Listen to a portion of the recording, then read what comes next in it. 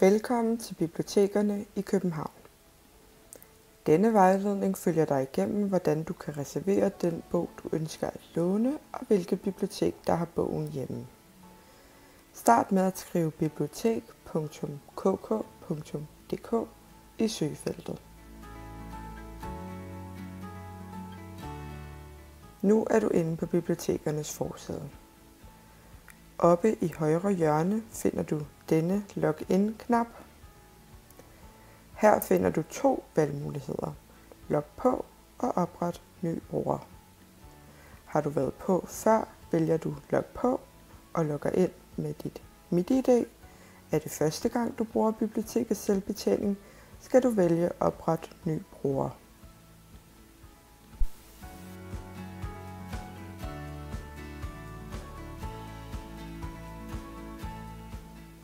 Nu er du kommet ind på denne side, hvor du skal vælge den kategori, der passer til dig.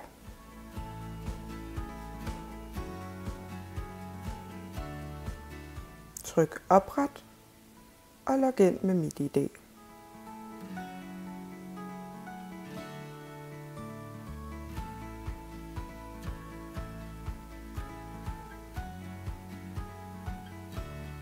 Nu er du inde på din personlige side og kan begynde at reservere de bøger, du godt vil låne.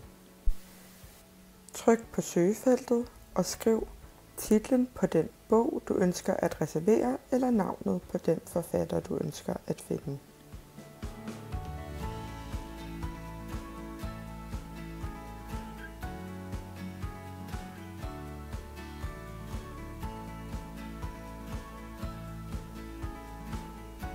Find dit ønskede materiale.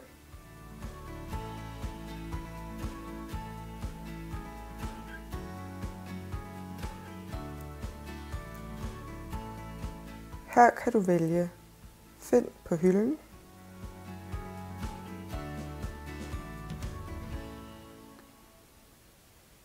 Her har du et overblik over, hvilke biblioteker, der har bogen liggende, og hvilke der ikke har.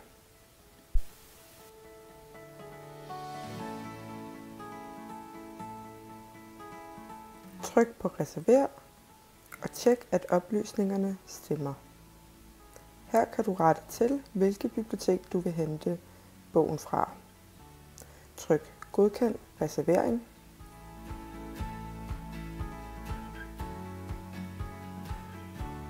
Du kan nu hente din reserverede bog på dit valgte bibliotek. Har du brug for yderligere vejledning, så henvend dig på dit lokale bibliotek inden for åbningstiden. God læsning!